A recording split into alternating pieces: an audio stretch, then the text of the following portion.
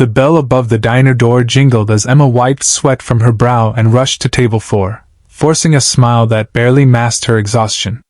7 months pregnant, juggling double shifts just to scrape enough for rent, diapers, and maybe, if life was kind, a crib from the thrift store. The tips tonight had been terrible.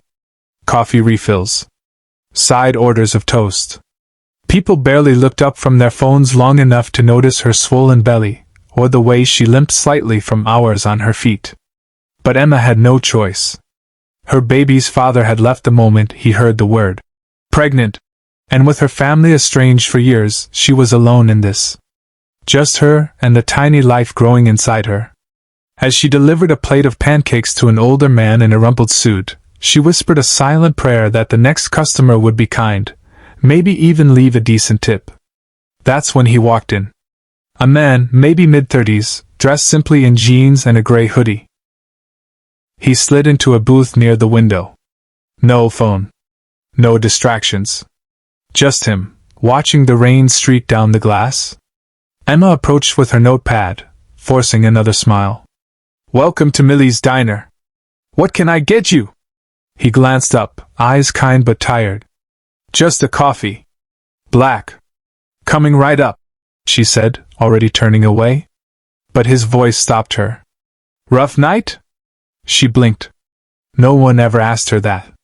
Not really. "It's been a rough year," she admitted before she could catch herself. His lips twitched in something close to a smile. "You're doing great. I can tell." It was such a simple thing to say, but it nearly cracked something inside her. Over the next hour, the man lingered over his coffee, occasionally chatting with Emma when she passed by. He asked about her baby. Was it a boy or a girl?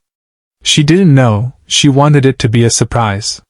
He asked if she had family nearby. No, but she was figuring it out. He listened. Really listened. In a way no one had in months. When his cup was empty, he slid a folded napkin toward her. "Thanks for the company," he said, getting up to leave. Emma wiped tables for another 30 minutes before she remembered the napkin.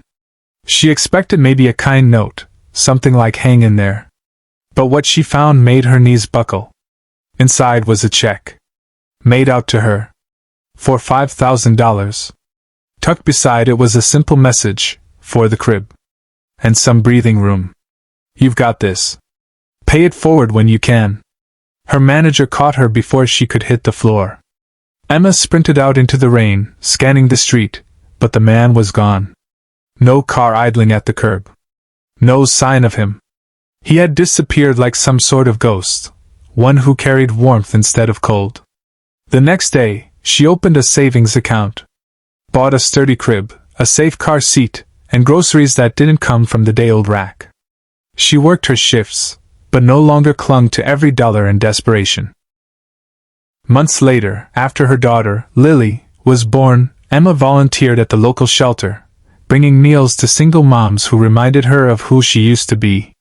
Whenever she could, she left quiet gifts, a grocery card tucked under a diaper bag, a note that read, "You're doing great.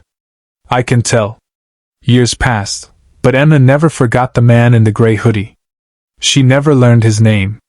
But his kindness lived on, in the life she built, in the daughter she raised, and in the chain of quiet, beautiful moments he unknowingly set in motion. Sometimes, the people who change our lives forever are the ones we meet just once. And sometimes, the smallest act of kindness is the spark that lights someone's way home.